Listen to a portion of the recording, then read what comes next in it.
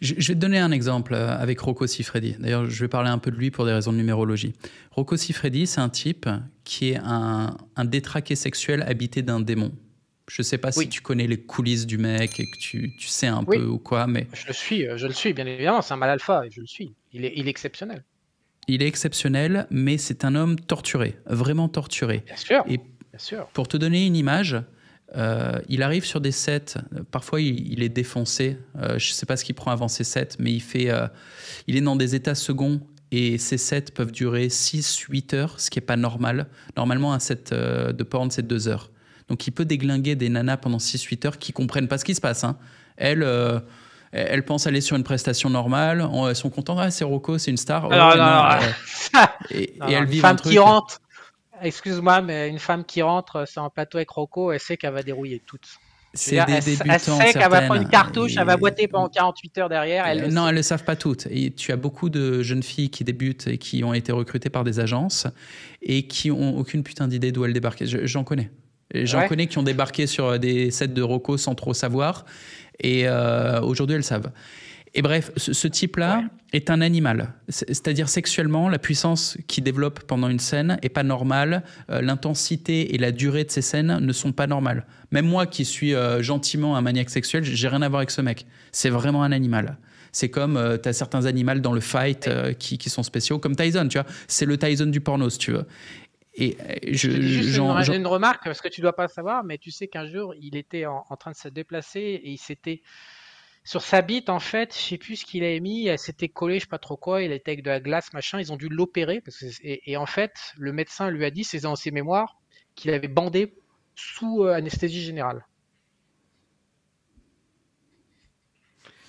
il n'y a rien qui Il va dans avait cette histoire. Déjà, bandé oui, j'entends, c'est pas normal, avec, mais il s'est collé la bite avec de la glace, quoi. je sais plus, il avait un problème de bite, je sais plus ce qu'il avait fait avec sa bite, Ok, vraiment il ça a fait partait le en con. couille, donc il avait besoin de faire une opération, et donc quand ils Et l'ont il a opéré, ils bandé. l'ont anesthésié, et il a bandé. C'est dans ses mémoires, dans son livre Rocco, que je te recommande d'ailleurs, c'est un super livre, Ok. c'est un mec attachant, et qui Ah habitait un oui. démon. Et il me Mais fait Mike penser à Tyson Jean-Claude Van habitait. Damme. Oh, non, non. Tu sais, Mike Tyson est habité d'un démon. C'est-à-dire que Mike Tyson il t'explique qu'il pleure avant de monter sur le ring. Il a très ouais. peur. Il arrive sur le ring et ça devient un fauve qui est complètement habité et qui explique à tout le monde comment on bourre le pif d'un adversaire. Je veux dire, il a expliqué la life à tout le monde. Et il sort et voilà, il redevient normal. Et Et là, Barocco, c'est pareil. là où je voulais en venir avec Rocco, c'est que Ouais. moi, je l'ai vu dans des documentaires sur des shootings. Quand lui a fini de déglinguer les meufs, il en peut plus, tu vois, ça fait 6 heures et ils ont enchaîné, ils ont plein de meufs. Ils font venir 4, 5, 6 meufs sur leur set. Il en peut plus, mais il a ses collègues. Il y a Ian Scott, il y a Mike Angelo, qui sont des acteurs très très performants. Et Rocco est éclaté. Et t'as Mike Angelo qui est en train de dilater le cul d'une des petites nanas. Et on n'est même pas en train de tourner. Il n'y a pas de caméra qui tourne. C'est juste que ses potes sont des maniaques aussi. Mike Angelo, c'est moins. Il n'y a personne qui est au level de Rocco, mais c'est un maniaque aussi. Donc, Ian Scott, c'est un type que s'il faisait pas du porn, il s'astiquerait 15 fois par jour. C'est ce qu'il explique. On me dit pourquoi vous êtes acteur porno? Parce que sinon je me branlerais 15 fois par jour. Ils peuvent rien faire d'autre. Et ils le font très bien, hein, ces acteurs très performants. Et donc, t'as Rocco éclaté qui en redescente de je sais pas quel produit s'injecter, plus défoncé parce qu'il vient de baiser 3 ou 4 teens pendant des heures, qui est en train de regarder son pote Mike Angelo qui désanus une petite. Et les assistants de production à côté lui disent dites à votre ami Mike de s'arrêter, là on n'a pas commencé à tourner, en plus le maquillage est en train de partir en couille. Et tu vois Rocco qui est là qui leur dit dégage, dégage, parce qu'il regarde. Là il a plus la force physique de baiser, mais il est content que son pote défonce la meuf et il s'en fout que ça tourne ou pas. Le fait que ça tourne, le fait qu'il y ait une scène c'est une excuse. C'est juste un prétexte parce que c'est son environnement. Son environnement, c'est de la chair fraîche qui se fait dilater. Et c'est tout. Et derrière, il a réussi à organiser les énergies pour que ça lui fasse un retour et qu'il prenne du fric. Mais il doit juste être dans cet environnement. Que ça tourne ou pas, il s'en branle. Que ça soit lui qui baise ou pas, limite, il préfère quand c'est lui qui baise. Mais s'il a plus les ressources, bah, il préfère que ses potes baisent. Comme ça, au moins, il peut être dans cette ambiance-là. C'est son Ouais. univers. Ouais. Ouais. Et je- C'est pour ça que. euh, ok. Et je dis ça parce que ça me fait dire, même à 70 ans, ça se trouve, il ne pourra plus demander, il ne pourra plus rien faire. Il aura ses potes qui défonceront des meufs et lui, il regarde. Oui, mais ce que je veux te dire, c'est que si tu veux élargir, quelles que soient les activités, il y a deux systèmes. On va revenir au début de cette interview. Il y a deux systèmes sur Terre. Tu as un système énergétique de vie et tu as un système psychologique de vie. Tu as des humains d'un côté, des âmes de l'autre. Et donc, quand tu es dans le système humain, bah, il est gaussien, quoi. On va dire que le gros des humains se ressemblent, avec plus ou moins d'écart, mais c'est des petits écarts. Quand tu te retrouves avec des vies contrôlées par des énergies et non pas par des humains, tu obtiens des trucs à 3 écarts types, 4 écarts types, donc Rocco, Mike Tyson. Dans le monde de l'énergie, je peux te le dire, je suis à 4 écarts types de ce qui se fait sur Terre. Voilà. Donc moi aussi, j'ai mes bizarreries. Donc j'ai des clients qui sont complètement chelous et atteints des mêmes bordels que les miens. Ça y est, voilà. Yeah. Et donc c'est l'assistant, ça y est. Je te dis, il peut pas résister. Une interview, c'est... Non, il y a toujours ça devrait pas être normal. Moi, je considère que ma vie, je devrais pas être là. Je suis pas. Ma vie n'est pas normale en fait.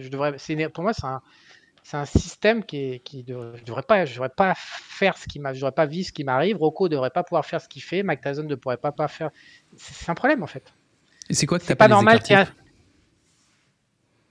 C'est pas normal que tu aies des âmes qui prennent le contrôle des humains et qui leur imposent un chemin de vie pendant que d'autres humains vont pouvoir faire leur vie et la décider par eux-mêmes. C'est pas normal. Pour moi, c'est pas normal. Ce que tu veux dire par là, c'est que Rocco a pas choisi d'être Rocco, Mike a pas choisi d'être Mike. Ah bah bien sûr, ouais. J'ai pas choisi mon bordel. Et il y a plein de fois où j'ai cette sensation, il y a plein de gens qui me disent t'as un parcours bizarre, atypique et tout. Et ma réponse, c'est j'ai pas choisi. À aucun moment, j'ai eu la sensation d'avoir le choix. Bah, c'est parce que c'est pour ça que c'est cette interview, c'est pour ça que je te parle. Depuis le départ, je l'ai toujours dit. Ouais, okay. Parce que notre lien que tu apprécies et que j'apprécie en private, parce qu'en fait, au final, on n'a pas parlé depuis des années en public, mais on parle en privé. Tous les mois, au moins, on se parle un peu. Pourquoi il a perduré dans le temps alors que fondamentalement, on n'a pas de business ensemble, on n'a rien. Ouais. Et un jour, tu m'as dit que j'étais le seul que tu prenais le temps de lire et de répondre, que tu étais un maniaque de ton temps, de ton agenda. Et tu m'as dit, pour toi, je prends le temps. Donc, c'est bien qu'on a un lien qui... Ouais, quand les gens m'appellent pour autre chose que du business, c'est gentil de prendre des news, mais on fait rien ensemble, j'ai rien à répondre. La plupart du temps, c'est ce que je ressens. Et je leur réponds un truc comme ça, un truc qui est assez désagréable, hein, assez froid, mais c'est la vérité. C'est pas pour... J'essaye d'être le plus poli possible en disant ça. Et toi, non, j'ai jamais eu ce feeling. Chaque fois, tu m'envoies des conneries, et je réponds des conneries. Oui, parce que parce que t'es dans le système où l'énergie prend le contrôle de l'avatar. T'es dans le même système que le mien. Donc c'est pour ça d'ailleurs que... Et donc, quel est le problème de ce deuxième système de vie ? Bah, tu casses tes jouets parce que les âmes sont immatures. Un humain, en fait, il va pas aller jusqu'au bout. Il va s'arrêter parce qu'il est en contrôle de sa vie, alors qu'une âme, elle n'a rien à péter, elle est immortelle et en plus, elle est assez immature par rapport à la matière sur Terre. Et donc, je suis pas étonné que tu me dises que tu as pété 5 chaînes, que machin, que tu as cassé. De toute façon, une partie de ta vie était cassée, tu le sais aussi bien que moi. J'ai failli me faire tuer. C'est pas toi humain. Ouais. Mais c'est ça le problème. Et j'ai pris des décisions qui étaient obvious, genre je fonçais dans le mur, je créais des amitiés avec des gens dangereux ou des choses comme ça. Et en moi, il n'y a rien qui me bloquait. Au contraire, j'ai l'impression que j'avais pas la force de pas prendre ces décisions ultra risquées. J'étais enthousiaste. Ça s'appelle un aveuglement. Ça veut dire quoi ? Mais c'est ça. Et Rocco est comme toi, comme moi, comme Mike Tyson. C'est-à-dire que il devrait y avoir des garde-fous, mais les âmes ont le pouvoir de désactiver, de nous aveugler, de faire des coups d'état, de nous coller des pensées dans le crâne. Et ça s'appelle la manipulation. Donc du coup, ta perception du risque est biaisée et tu pars dans le décor. Je suis parti dans le décor.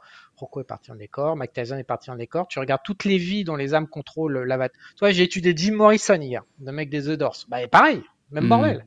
Et il est parti dans le décor. Et ce qui est drôle, c'est que quand tu pars dans cette vision des choses ésotériques ou qui n'est pas du tout acceptée par le common sense, il y a, dans mes propres commentaires, il y a beaucoup de gens ultra pragmatiques, ultra logiques et cartésiens qui hurlent en mode « Mais comment tu peux le laisser dire ça ?» et qui disent « Ah, Jean-Marie, je croyais que tu étais un mec intelligent, tu te fais manipuler par Charles et tout ça. » Et qui ne comprennent pas mon point de vue. Mon point de vue qui est que Je trouve ça stimulant intellectuellement ce que tu racontes et je me pose même pas la question de savoir est-ce que c'est vrai, les âmes, les machins et tout. C'est pas ça la question. La question c'est est-ce que cet angle de vue, est-ce que cet angle narratif peut m'aider à accepter, comprendre ou utiliser des facteurs qui de toute façon sont cycliques et que je peux observer.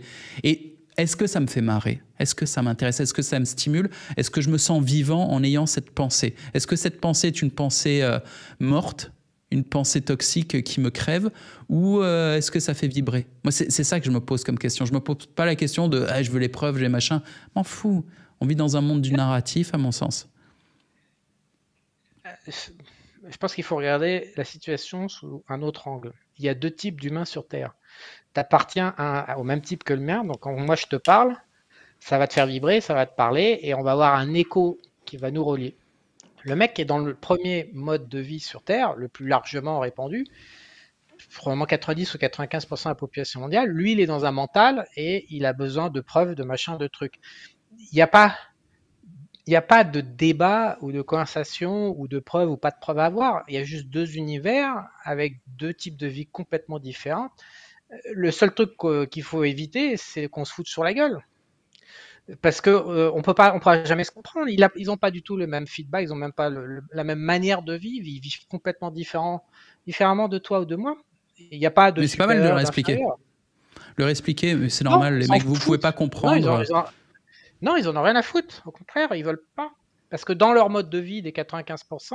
Non, mais leur expliquer qu'ils ne peuvent pas comprendre. Leur expliquer, vous ne pouvez pas comprendre, ne cherchez pas à comprendre, c'est ok. Non, parce qu'ils vont se sentir en infériorité. Ils vont se sentir en infériorité, genre tu te prends pour qui, tu nous prends de haut, etc. C'est même pas une. Ouais. Y a pas. On est obligé de couper les liens, tout simplement. Il faut juste accepter qu'on pourra jamais se comprendre. Moi, je peux les comprendre, je peux les regarder fonctionner, mais eux ne pourront pas, puisqu'ils n'ont pas le feedback. Mais j'ai des potes qui n'ont pas le feedback énergétique, donc ils peuvent pas comprendre ce que je vis. C'est tout. Et ça pourrait expliquer aussi la limitation, la limitation de notre portée sur les réseaux sociaux. Que ça soit toi, moi, un mec comme Tougan, ou j'ai certains potes qui sont divertisseurs, mais un peu sharp, genre Teddy Boy RSA, qui sont limités sur les réseaux sociaux malgré une qualité de production qui me paraît excellente. Et moi, j'ai toujours senti, c'est parce que les gens captent pas. En fait, on propose de la qualité, mais les gens n'en veulent pas. Ils veulent du McDo. Et oui. On n'est pas limité par l'algorithme ou par une triche. C'est pas YouTube qui nous a bloqués. Non, c'est juste vraiment les gens. Il y a un très faible pourcentage de la population qui va apprécier notre humour, qui va apprécier notre valeur, nos analyses, notre vision du monde. Les autres sont hostiles, en fait. Ils aiment pas ça. L'audience mainstream nous déteste. Je pense qu'il y a quand même une majorité d'hommes qui sont perturbés par Rocco. Excuse-moi, mais il y a quand même une majorité d'hommes qui sont quand même incapables de baiser, de secouer un peu leur femme, la mère de leurs enfants. Ils baisent. De toute façon, la majorité des couples baissent pas, en fait. Ça m'a demandé beaucoup d'années pour comprendre. J'étais plus vieux que toi quand j'ai compris ça. Parce que j'étais très sexualisé à l'époque de Bangkok. Je tirais 2 fois par jour, donc là on était vraiment pendant 5 ans on était en mode hardcore, énervement total, donc du coup ça se transpirait dans mes propos et je soulevais des réactions violentes, et c'est quand je me suis posé pour réfléchir après quelques années que j'ai compris qu'en fait les mecs baissent pas, et donc ils refoulent en plus de pas pouvoir baiser plus, et donc quand ils me voyaient faire toutes mes conneries, ça les rendait cinglés, ils m'agressaient. La majorité des couples ne baissent pas. La majorité des mecs, ils ont peut-être une pipe par mois et puis ils vont coller 2-3 cartouches de plus et terminé, quoi. Je veux dire, Rocco et Mike Tyson, ils sont acceptés par l'audience mainstream parce que leur succès est international et qu'ils sont number one dans leur game. Et nous, ne l'étant pas, en étant juste des bons joueurs, tu vois, on arrive à faire du pognon et vivre confortablement et on est dans le top 0,1% de la population ou je sais pas quoi. Mais ça suffit pas. Si nous étions milliardaires, je pense que l'audience mainstream nous sucerait la bite en se disant « Ah putain, ils ont du caractère, de l'identité et tout ». Mais en étant juste millionnaire, ça suffit pas. On est en mode ils nous croient même pas. Ils pensent qu'on est des clodos. Tu ne pourras jamais te faire accepter. Tu pourras jamais te faire accepter. Même en étant milliardaire ? Il y a plein de milliardaires qui se font détester. Il y a beaucoup de milliardaires qui sont détestés. Regarde, prends Bill Gates, George Soros, toute la clique, on les déteste fondamentalement. En fait, tu regardes le nombre de milliardaires qui sont acceptés. T'as Elon Musk, t'as Larry Ellison pour Oracle. T'as pas beaucoup de milliardaires qui sont Toi, en France, t'as peut-être Xavier Niel qui est dans un move de milliardaire un peu différent, mais la plupart, non, tu seras jamais accepté. Après, Faut j'ai vraiment l'impression que ceux renoncer qui à ne sont cette pas idée. acceptés, ils ont quand même fait des actions qui poussent à détester Bill Gates. Il a fait des actions humanitaires qui puaient l'hypocrisie. Il a participé au vaccin pour le Covid. Il a fait des choses détestables, en fait. Et il est détesté pour des raisons précises. C'est pas juste Moi, je sa te, façon de dis, parler. j'ai 12 ans de plus que toi. À ton âge, je l'avais pas compris. Donc, à mon âge, par contre, je l'ai compris depuis maintenant un certain temps. C'est même pas la peine d'espérer de te faire accepter par les 95% de la population qui sont dans une autre forme de vie que la tienne. Ce que tu fais, un mec normal pourrait pas assumer à cause de sa norme, à cause de tout un tas de conneries qu'il a dans son crâne, qui le bloquerait. Il pourrait pas assumer la manière dont tu vis. Voilà, c'est tout. Tu n'y arriveras jamais. Tu peux vendre ta saucisse comme tu veux. Tu n'arriveras jamais à susciter de l'adhésion. Tu auras 5000 mecs. Si tu es content, 10 000. Alors moi, actuellement, on fait une expérience avec Juju. J'ai 40 000 mecs qui sont en train de m'accepter. Je sais pas pourquoi. C'est nouveau. Mais sur un pays de 70 millions, quoi. Tu seras Ouais, je jamais vois. accepté par la masse. Jamais. C'est pas possible. Et ça doit être les mêmes mecs, hein, parce que moi, ça doit être à peu près le même chiffre de mon côté. Et ça bouge pas. Ça bouge pas. Et ça fait 10 ans que je fais du contenu, ça bouge pas. Donc, normalement, ça aurait du compound. Tu vois, s'il y avait plus de monde qui considérait que j'ai de la valeur à apporter ou que je suis marrant ou que je suis sympa, bah, ils seraient venus en disant pareil pour toi, ça fait longtemps. Et Ah non, moi je régresse. Ah non, moi je régresse. Hein. tu En fait, régresses. Moi aussi un ah peu. bah ouais, en ce moment, parce que je me suis farci le système de religieux, les jésuites, le petit Jésus, le merdier, et puis l'Égypte ancienne. Et là, j'ai perdu la moitié de mon audience. Ils n'ont pas toléré Alors, l'agression à petit Jésus, ils n'ont pas toléré. J'ai non, moi, perdu je la paye moitié de mes mon audience. propres conneries. J'ai dû perdre 20%, mais c'est moi qui ai une période où je les ai négligés et ils m'ont négligé en retour. C'était assez logique. Mais c'était pas une prise de Ce position. que je veux dire, c'est que plus tu vas vers du contenu authentique et le truc, c'est que ton inspiration, elle est énergétique, c'est la même que la mienne. Donc, automatiquement, tu vas dans le mur vis-à-vis des humains qui n'acceptent pas l'énergie. C'est tout. Tu portes ton poids dans tous les sens, tu iras systématiquement dans le mur. Donc, tu vas avoir 5000 fans hardcore qui t'adorent et tu auras tout le système de vie contre toi. Voilà. Faut pas faire autrement. Ou l'histoire de ma life, ça va, c'est pas un choc. Et c'est ce que j'ai toujours eu, même à l'école, quand j'étais petit, ça marchait comme ça. Quand j'ai bossé dans des boîtes où j'avais des collègues par circonstance, c'était comme ça. Pas dans les premiers jours. Les premiers jours, tout le monde m'aime beaucoup parce que j'ai la patate, que je suis vif, que je suis marrant, etc. Mais dès qu'ils apprennent à me connaître, là, t'en as 95% qui sont contre moi, alors que j'ai baisé personne, j'ai agressé personne, j'ai pas promis un truc que j'ai pas délivré, j'ai rien fait. J'ai juste été moi. Et tu les as menacés. Ils me reprochent mon existence. À chaque fois, oui. le groupe en vient me dire ça, tu es toi. Et c'est ça le problème. Et j'ai fait quoi? Non, c'est ce que tu es. C'est pas ce que tu as fait. Ouais. Et donc, j'ai pas le droit d'exister. Et quand je pousse la conversation assez loin, c'est ça. Le problème, c'est mon existence. C'est ça. C'est pas ton existence d'humain, c'est ton existence énergétique. Il n'y a pas de possibilité. Tu n'y arriveras pas si tu veux. Bien sûr que tu les menaces. Les mecs, ils sont dans une petite vie mentalisée. Que toi et moi, on va juger étriquée, alors que pour eux, c'est une vie, ils ont un cadre de référence qui a été l'école, la famille, l'État, la culture, le pays, tout ce que tu veux. La télé, eux, ils jouent avec des règles du jeu. Ouais, la télé, les médias, tout ça. Donc, et la religion, bien sûr. Eux, ils jouent avec les règles du jeu. Donc, ils se ressemblent tous, parce que c'est même règle pour tout le monde. Et il y a des variations mineures, ce que je disais tout à l'heure, une distribution gaussienne classique avec des mecs qui sont différents, mais à un petit niveau. Et toi, tu arrives, et tout ce qu'ils sont, en fait, toi, tu l'utilises pas parce que tu utilises le moteur énergétique. Donc, tu entres en confrontation directe avec le fait de leur montrer qu'il peut exister une autre forme de vie. Mais ils ne peuvent pas supporter, c'est impossible pour eux, c'est normal. Ouais, c'est une remise en question des fondations existentielles de leur vie. Totalement. Donc le seul moyen pour eux de rétablir de l'ordre, c'est de t'agresser. Et de te traiter de taré. Et comme je suis plus vieux que toi, et que j'ai fait également des choses wild, le fait qu'ils te disent « ouais, tu te fais manipuler par Shaol ou blablabla, ou blablabla », c'est parce que au final, ils sont extrêmement dérangés d'une interaction que nous ne pouvons avoir. Par exemple, Julien, lui, il est pas comme ça. Il n'est pas sous moteur énergétique. Donc, quand on a une interaction, on est deux vieux potes qui font on a fait pas mal de conneries ensemble. Et les gens apprécient énormément le lien que je peux avoir avec Julien dans les interviews. Putain, c'est hallucinant. Mais toi et moi ensemble, on va directement agresser tous les mecs qui sont mentalisés. On va les prendre dans la gueule, c'est obligé. C'est inévitable. Tu peux jamais en aura des. On va déclencher que des énervements et des agacements. Et en disant, ils vont nous traiter de tarés. On va avoir tous les noms qui est possible, imaginable. Ouais, je le vis bien en fait.